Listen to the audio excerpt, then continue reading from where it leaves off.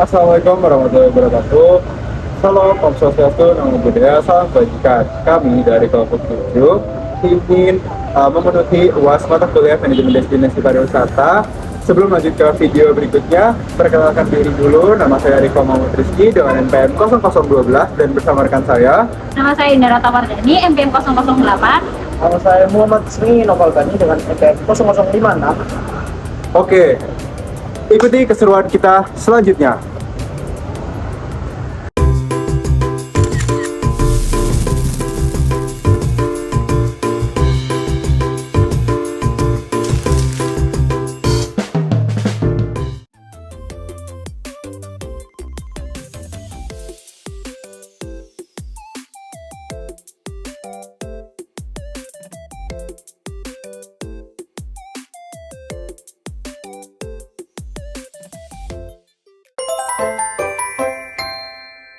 Kita lagi bersama Nanda. Oke, kita lagi bersama Mbak Nanda. Di sini kita akan tanya-tanya nih Mbak terkait tentang museum dari pendidikan sendiri ini. Oke, mungkin kita langsung ke pertanyaan pertama. Untuk museum pendidikan ini sendiri itu dikelolanya itu oleh siapa? Jadi Museum Pendidikan ini adalah salah satu museum yang dikelola oleh pemerintah Kota Surabaya di bawah Dinas Kebudayaan, Kepemudaan, Olahraga serta Pariwisata, dan kita di bawah naungan UPTD Museum dan Gedung Seni Budaya. Untuk dari pengelolaannya sendiri nih Mbak, kan kalau misalkan kita tahu nih kan Museum Pendidikan Surabaya ini kan adalah bekas dari rumah orang Tionghoa, terus akhirnya jadi sekolah taman siswa. Nah, terus kalau kita lihat dari luarannya nih, bangunannya ini masih mempertahankan unsur bangunan yang dulu. Nah, dari pengelola sendiri itu gimana caranya merawat interior arsitektur juga yang ada di sini, Mbak? Oke, jadi karena dia sendiri adalah cagar budaya itu tadi yang disebutkan, jadi memang kita mempertahankan sebisa mungkin. Jadi memang kita tidak merubah bagaimana desainnya. Kemudian kita hanya tambahkan beberapa seperti AC, seperti fasilitas lampu-lampu pencahayaannya itu supaya bisa lebih lebih layak menjadi tempat wisata edukasi tadi. Kemudian untuk info-infonya kita menggunakan infografis, jadi kita tidak merubah dari desain aslinya dari gedung. Dari Museum Pendidikan sendiri ini secara pengelolaan ini ada mitraan dengan sekolah atau perguruan tinggi yang terkait dengan pendidikan nggak ya untuk pengelolaan? Kita nggak ada kerjasama dengan bidang mana saja, jadi kita memang pure dari dinas kita sendiri, dinas pariwisata. Sebenarnya dari pengelola dari dinas sendiri ini motivasinya untuk membuat museum pendidikan itu apa ya Mbak kalau kita boleh tahu? Jadi motivasinya itu kita sebagai salah satu upaya ya untuk melestarikan gedung cagar budaya yang ada di sini, karena aslinya dulu kan memang setelah ini sudah tidak jadi gedung sekolah itu kan hanya menjadi tempat lahan parkir untuk tempat perkantoran di sekitar sini, sehingga sangat disayangkan kalau hanya dijadikan tempat lahan parkir, padahal di sini adalah salah satu spot bersejarah ya. Jadi akhirnya itu salah satunya. Kemudian juga sebagai upaya untuk memberikan destinasi wisata bagi warga Surabaya. Jadi warga Surabaya itu kalau untuk ingin berwisata itu mereka tidak perlu jauh-jauh ke luar kota, jadi mereka bisa mengeksplor apa yang sudah ada di Surabaya ini sendiri. Iya, motivasinya sangat sangat memberikan manfaat ke semua orang. Apalagi di kalangan anak-anak muda juga yang jadi pelajar gitu ya. Pengelolaan itu juga memastikan aksesibilitas bagi semua pengunjung, nggak terlebih untuk wisatawan-wisatawan yang disabilitas gitu. Apakah sangat memperhatikan itu? Ya, jadi kita memang sediakan juga, kita ada fasilitas kursi roda untuk mungkin yang disabilitas. Jadi kita pastikan juga jalanannya, walaupun di sini kita ada badukan gini ya, dan naikkan gini, nanti kita kasih akses khusus untuk yang disabilitas untuk memerlukan kursi roda seperti itu. Oh gitu. Oke teman-teman, dari hasil wawancara terkait tentang pengelolaan ini kita udah tahu nih kalau misalkan dari dinas Surabaya itu juga sangat memperhatikan terkait pengelolaan di museum pendidikan ini. Mungkin terkait pengelolaan kita sudahi dulu untuk sesi wawancaranya. Terima kasih ke Mbak Nadia. Sekarang balik lagi sama sesi aku. Nah, sesi wawancara kali ini aku akan menanyakan seputar strategi pemasarannya sama Mbak Nada nih Mbak. Langsung aja kita ke pertanyaan yang pertama. Siapa sih Mbak target audiens utama dari Museum Pendidikan ini? Apakah dari pelajar, anak-anak, atau dari dewasa? Jadi untuk target kita sendiri kita nggak menarget yang spesifik ya, karena kebetulan kan pendidikan itu kan tema yang universal ya. Universal, ya. Jadi orang-orang tuh mulai dari anak kecil, pelajar, mahasiswa sampai ke orang-orang tua itu juga mereka bisa datang ke relate situ. istilahnya. Nah jadi memang kita nggak ada target khusus untuk audiensnya. Oke. Bisa nggak sih Mbak jelasin strategi sama saluran pemasaran yang digunakan museum ini untuk menjangkau target audiensinya, apa itu dari sosial medianya, kayak Instagram, website atau YouTube-nya gitu Mbak?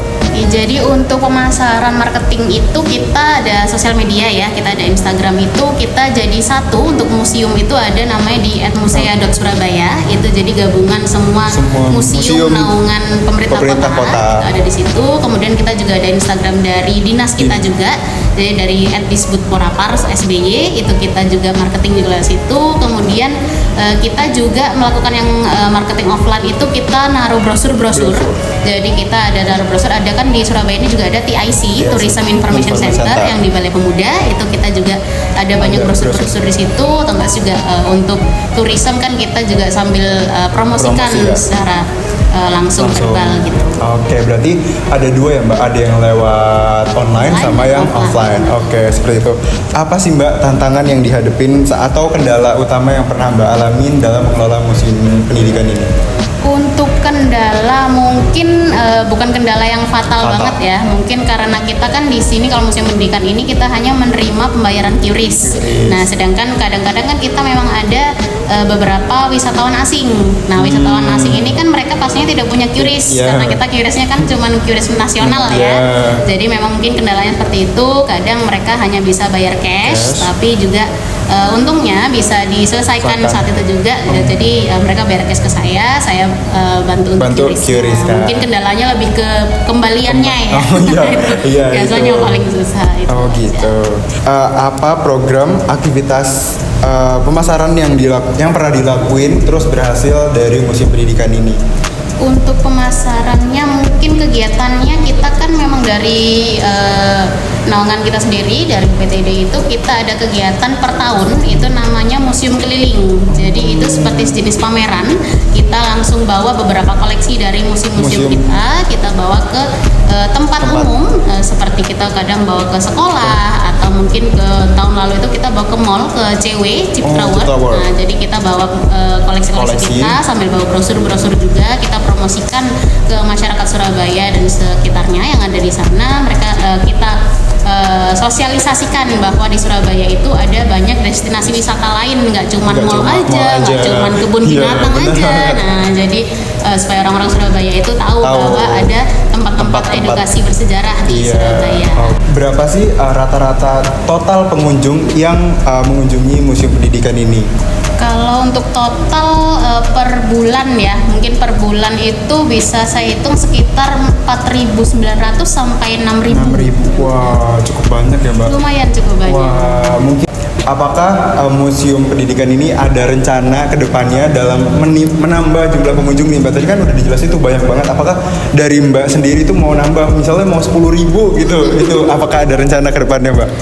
Kita nggak yang punya goals harus mencapai angka segini itu enggak sih. Kita kan lebih goals kita untuk menunjukkan bahwa di Surabaya ini ada banyak tempat destinasi wisata yang bisa dikunjungi. Jadi orang-orang Surabaya itu tidak perlu keluar kota untuk mendapatkan liburannya, untuk menghabiskan waktunya. Kemudian juga untuk pelajar-pelajar dan mahasiswa itu juga mereka kalau butuh tugas-tugas kayak salah satunya masih di sini juga itu nggak perlu mikir susah-susah. Karena memang ada banyak tempat destinasi wisata yang sudah tersebar di Surabaya ini. Oke, mungkin dari aku cukup jelas ya teman-teman, banyak banget informasi yang udah kita dapetin seputar pemasaran sama strategi yang sudah dilakuin sama Mbak Nanda dari Museum Pendidikan ini. Mungkin dari aku cukup sekian, terima kasih. Wassalamualaikum warahmatullahi wabarakatuh. Dengan kakak siapa? Dengan kakak Harisatu Munawaro. Saya Amri Ferdian. Saya Dea. Itu motivasinya apa sih? Kenapa kok pengen sekali mengunjungi museum pendidikan? Kesini karena aku ngambil data kan untuk bahan skripsi aku. Makanya aku kesini dan barusan aku melakukan interview sama tour guide-nya. Oh anjir. Saya Ya ingin belajar isi dari museum ini. Belajar. Untuk motivasi untuk kesini nggak ada hal yang paling mendasar untuk kesini ya. Motivasi yang terkuat nggak ada, cuman ingin tahu aja. Oke. Ini mungkin karena ingin mengetahui banyak tentang museum pendidikan di sini. Kalau aku sih emang tertarik sih. Kira-kira apa sih yang membuat museum pendidikan itu unik dibandingkan museum yang lain? Mungkin pernah kakak tunjukin. Yang lebih menarik karena memperkenalkan pendidikan gitu. Jadi lebih beda dengan yang lain dan dari hal-hal kecil sudah dijelaskan di museum tadi. Kakak ekspektasinya itu apa sih waktu datang ke sini? Ekspektasinya museumnya bakal besar kan, Iya. kayak bakal besar, terus koleksinya juga banyak dari tiap masanya kan. Ini kan perjalanan dari pendidikan dari masa ke masa kan.